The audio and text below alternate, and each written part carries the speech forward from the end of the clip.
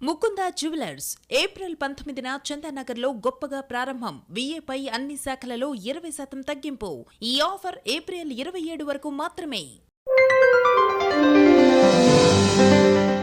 So ముఖ్యంగా చూసుకుంటే మీరు సభ నిర్వహణ కోసం అక్కడ ఉన్నటువంటి భూములన్నింటిలో కూడా సదును చేసే కార్యక్రమంలో చుట్టుపక్కల ఉన్నటువంటి పంట పొలాలకు వచ్చే కాలువల్ని పూర్తి చేసి అక్కడ రైతులు చాలా ఇబ్బంది పెడుతున్నారని చెప్పేసి కాంగ్రెస్ పార్టీ మీ మీద విమర్శలు చేస్తా ఉంది. రైతులు ఎంత స్వచ్ఛందంగా ఇస్తున్నారో మీరు కావాలంటే ఇప్పుడు మీ కెమెరాలు తీసుకుపోయి అడగండి.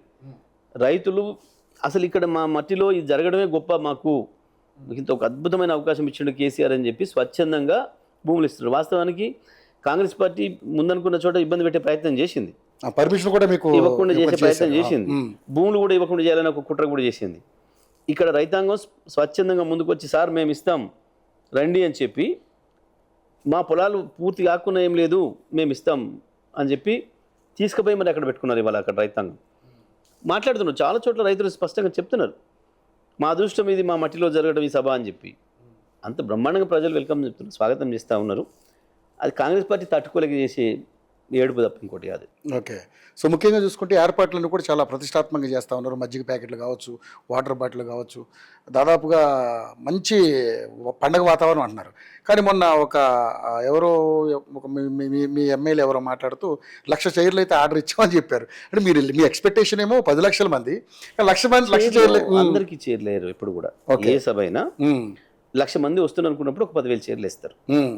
ఎక్కడైనా ఏ గ్రౌండ్ ఈ పాయింట్ పట్టుకుని కొంతమంది మాట్లాడుతూ ఉన్నారు. సో అయితే ఆ చైర్లు వేయడం అనేది ఎందుకంటే చాలా కొంతమంది ఉత్సాహవంతులు చాలా ముందు వస్తారు, 2 గంటలు 3 గంటలు 4 గంటల ముందు వస్తారు సభకు. అన్ని గంటల సేపు అన్ని నించోబెట్టలేం కదా, అట్లా ముందు వచ్చిన వాళ్ళ కొరకు అని చెప్పి ఏర్పాటు చేస్తారు. అంతేందుకు మీరు 1000 మందిని మీ ఇంట్లో ఆహ్వానిస్తే కూడా ఏదైనా పెళ్లి కార్యానికి 200-300 చైర్లు ఇస్తారు. వచ్చేవాళ్ళు పోతుంటారని చెప్పి. సో ఆ రకంగా అది అంత మేరకు అవసరం కాబట్టి ముందు వచ్చే వాళ్ళు ఉంటారు కాబట్టి అని చెప్పి తప్ప బహిరంగ సభకి జనరల్గా చైర్లు వేసే అవసరం ఉండదు. నిలబడి చూస్తారు ప్రజలు. కానీ దూరం ఉన్నది కాబట్టి దూరం నుంచి వచ్చే వాళ్ళే తొందరగా వస్తారు. దగ్గర వాడేం నెమ్మది పోదాంలే అనే ఫీలింగ్లో ఉంటాడు. దూరం ఎక్కడో ఆలంపూర్ నుంచి వస్తాడు, ఆదిలాబాద్ నుంచి వస్తారు, ఇక్కడ ఖమ్మం భద్రాచలం నుంచి వస్తారు, ఇక్కడ తాండూరు కోసిగి కొడంగల్ నుంచి పోతారు. వాళ్ళంతా ఎప్పుడు కూడా ఇంకా వాళ్ళే ముందు చేరుకోవాలని ప్రయత్నం చేస్తారు ఎప్పుడు కూడా. సో అటువంటి వాళ్ళు పాపం అంత దూరం నుంచి వచ్చి ఉన్నప్పుడు కాస్త కూర్చోవాలి కాబట్టి కాసేపు వాళ్ళ కొరకు తప్ప అది వేరేం లేదు. ఏర్పాట్లు ఎలా చేస్తున్నారు సార్? అంటే యాక్చువల్గా ఏంటంటే ఫుల్ ట్రాఫిక్ జామ్ అయ్యే అవకాశాలు ఉన్నాయి. కొంత ట్రాఫిక్ కొరకే ఇప్పుడు నేను కూడా అంటే వెళ్తున్నాను. ఈ కొత్త రూట్లు ఇంకా ఆల్టర్నేటివ్ రూట్స్ ఏమున్నాయి వెతుకుదామని చెప్పేసి వెళ్తున్నాను నేను కూడా ఇప్పుడు జనగామకి. ఆ అవకాశం ఉంది. ఇన్ని వాహనాలు వచ్చినప్పుడు సహజంగానే కొంత ట్రాఫిక్ ఇబ్బందులు కలిగి మేమే స్ట్రక్ అయ్యే అవకాశాలు ఉంటాయి కాబట్టి పోతున్నాం. అయితే ఈ సభకు సంబంధించి మీరు అన్నట్లు మందికి సంబంధించి బహుశా చరిత్రలో ఎప్పుడు కూడా జరగలేదు. దాదాపు 1,370 ఎకరాల పైగా వచ్చింది భూమి ఇప్పటికి మొత్తం చుట్టుపక్కల ఉన్న 1,300 ఎకరాలు. దాదాపు మాకు 170 నుంచి 200 ఎకరాలు సభ ప్రాంగణం అనుకుంటున్నాం.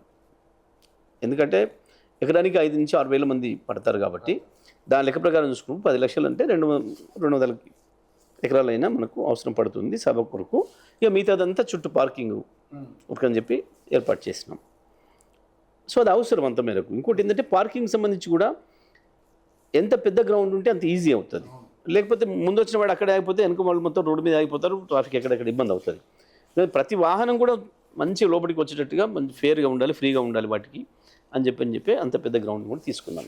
అక్కడ ఇబ్బంది జరుగుతుంది. పోలీసులు సహకారం ఎలా ఉండబోతుంది అనుకుంటున్నారు మీరు? ఎందుకంటే ఈ మధ్య పోలీసు అధికారుల మీద మీరు చాలా అంటే మీరే కాదు, మీ పార్టీ శ్రేణులు కేటీఆర్ కావచ్చు అందరూ కూడా అసహనం వ్యక్తం చేశారు. సో ఎలా ఉంటుంది? వాస్తవానికి నిజంగా ఈ ప్రభుత్వం వచ్చిన తర్వాత ఏ శాఖతోని వీళ్ళకి అక్కర పడతలేదు. ఎందుకంటే సంక్షేమం లేదు, అభివృద్ధి లేదు, అభివృద్ధి చేసే శాఖలు సంక్షేమ చేసే శాఖలు ఏవి కూడా ఏం పనిచేసే పని లేదు. ఒక్క పోలీస్ శాఖనే నమ్ముకొని పనిచేస్తూ ఉంది ప్రభుత్వం. వాళ్ళు బయటికి వెళ్ళాలంటే పోలీసులు కావాలి, మమ్మల్ని లోపడేయాలంటే పోలీసులు కావాలి. సో కాబట్టి ఒక పోలీస్ శాఖతోనే పనిచేస్తున్నారు. అది కూడా చాలా సందర్భాల్లో చట్టవిరుద్ధంగా కూడా చేస్తున్నారు. కొంతమంది అధికారులు ఇరుక్కుంటారు తప్పకుండా. తర్వాత ఇప్పుడు మా అవతల చూస్తున్నాం పక్క రాష్ట్రంలో ఏం జరుగుతుందో, ఐజీ లెవెల్ డిఐజీ లెవెల్ స్థాయిలో ఉన్న వాళ్ళని తీసి లోపడేసేస్తున్నారు. అట్లాంటి ఇక్కడ కూడా కొంతమంది చేస్తున్నారు అధికారులు. మేము చెప్తూనే ఉన్నాం అక్కడికి చట్ట ప్రకారం పోండి, మాకు ఫేవర్ చేయమని ఇంకోటని మేము అడగడం లేదు, నేరం చేసిన రూల్ పెట్టమని మేము అడగడం లేదు. చట్టం మీకు ఏవైతే బాధ్యతలు ఇచ్చిందో, ఏం అధికారులు ఇచ్చిందో అంతవరకే పనిచేయండి అని మేము స్పష్టంగా చెప్తున్నాం. ఇక్కడ సంబంధించి తప్పకుండా పోలీస్ అధికారులు ఇతర అధికారులు పనిచేయాల్సిన అవసరం ఉంటుంది. ట్రాఫిక్ నిర్వహణ విషయంలో ఇతర విషయంలో వాళ్ళని నమ్ముకొని మేమే ఉండటం లేదు.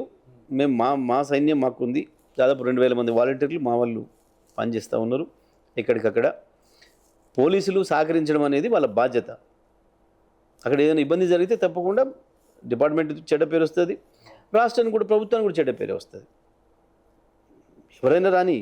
ఇప్పుడు మొన్న ఏం జరిగింది, అక్కడ ఒక సినిమా థియేటర్లో తొక్కిసలాటరి ఓ చనిపోయిందని చెప్పి ఏం చేసినారు, దాంతో ప్రభుత్వం ఎట్లా పరువు పోగొట్టుకుంది చూసినాం మనం.